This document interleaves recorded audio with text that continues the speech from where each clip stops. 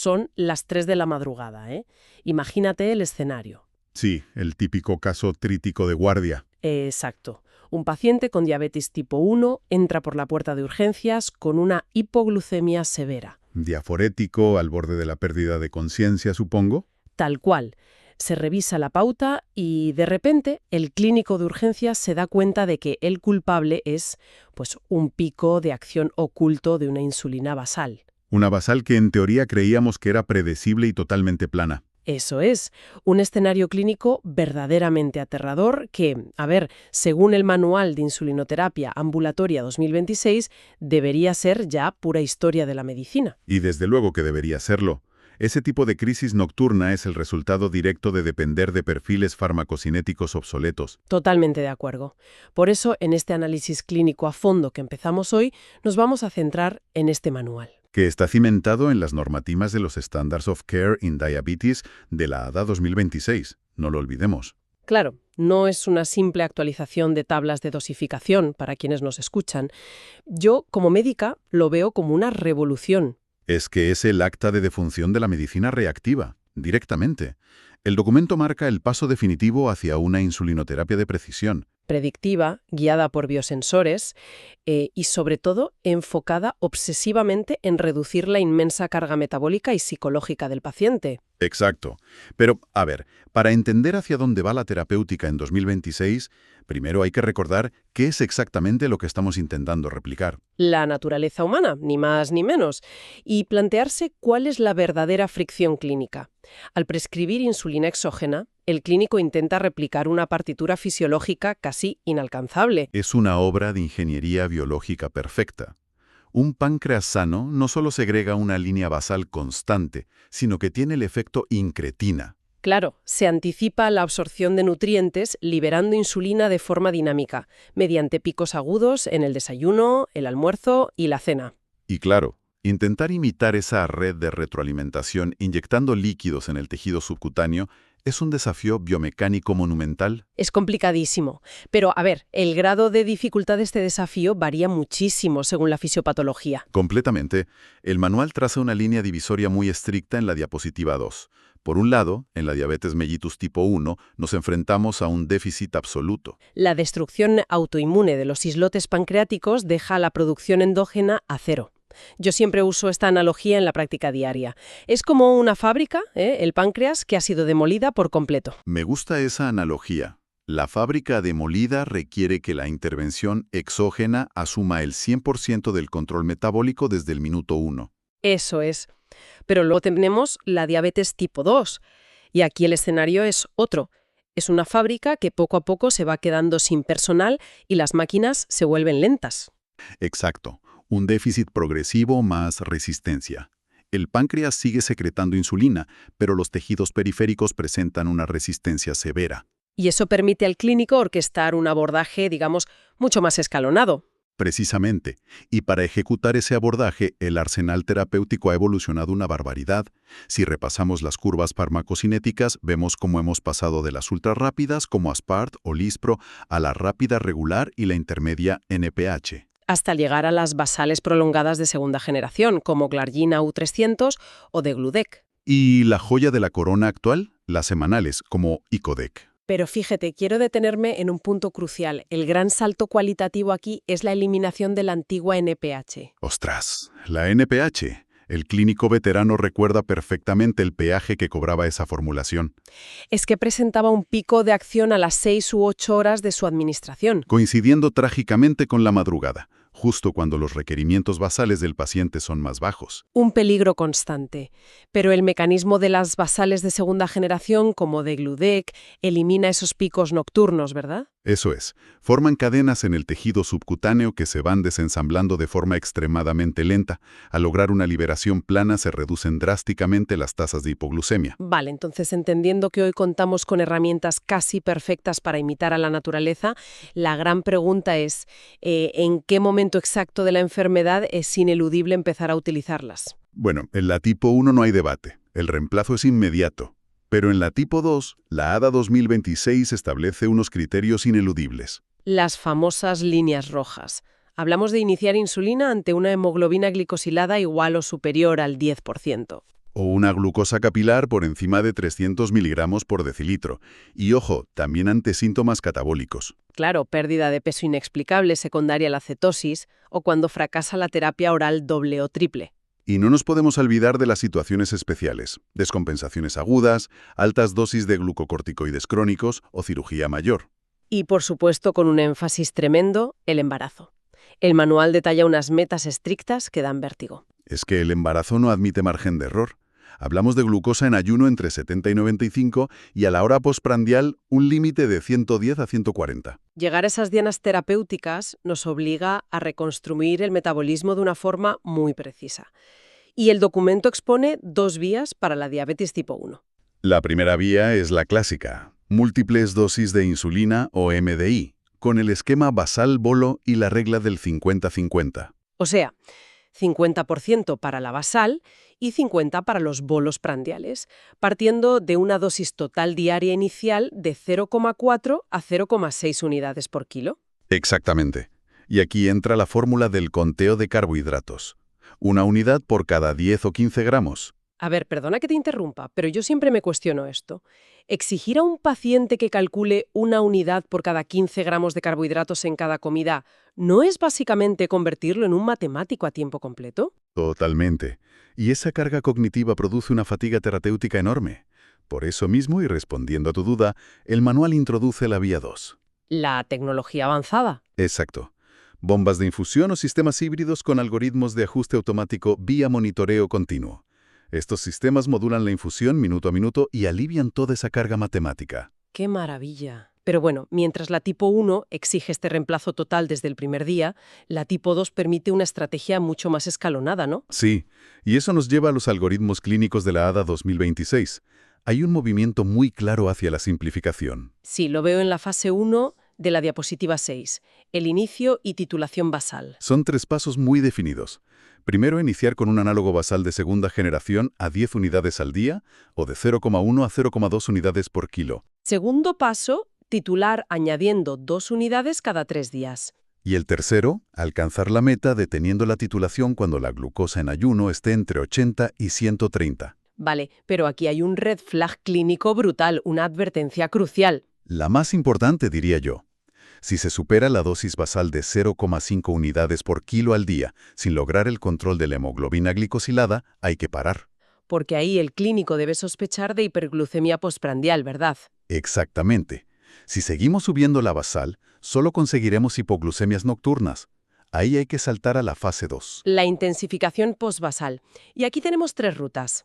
La ruta C, que es el basal bolo completo, o premezclas, pero que requiere una educación del paciente altísima. Y la ruta B, que es transicional, basal más un bolo ultra rápido en la comida principal. GLP-1. Es que la postura de la ADA sobre la simplificación es muy firme. Retroceder de esos esquemas complejos a combinaciones de basal con GLP-1 o inhibidores de SGLT2. Claro, porque el GLP-1 induce pérdida de peso, no tiene riesgo intrínseco de hipoglucemia y se puede usar en proporción fija. Mantienes la eficacia, pero reduces muchísimo la carga terapéutica. Pues fíjate, esta tendencia hacia la simplificación encuentra su máxima expresión en las innovaciones de la sección 4. Hay una molecular y otra visual que son fascinantes. Hablemos primero de la molecular, la insulina semanal, y de codec. El impacto visual en la diapositiva 8 es tremendo. Es que pasar de 365 inyecciones anuales a solo 52 es, un cambio de vida total para el paciente. Y lo mejor es que su eficacia no es inferior a las insulinas diarias de segunda generación. Tiene un perfil de liberación lento y totalmente plano durante 7 días. Ideal para pacientes con baja adherencia o que tienen barreras físicas o psicológicas hacia los inyectables. Sin duda. Pero hay un detalle importante en la diapositiva 9 sobre la geometría de inyección. Da igual si es diaria o semanal, el dispositivo exige agujas cortas, de 4 a 6 milímetros. Para asegurar la entrega subcutánea. Y recalcan la regla de oro de no reciclar agujas. Aunque, te lanza una reflexión. En la consulta siempre vemos al paciente que se inyecta siempre en el mismo lado del abdomen por pura comodidad, porque le duele menos. ¿Por qué es tan peligroso esto? Ese es el peligro oculto de la hipohipertrofia.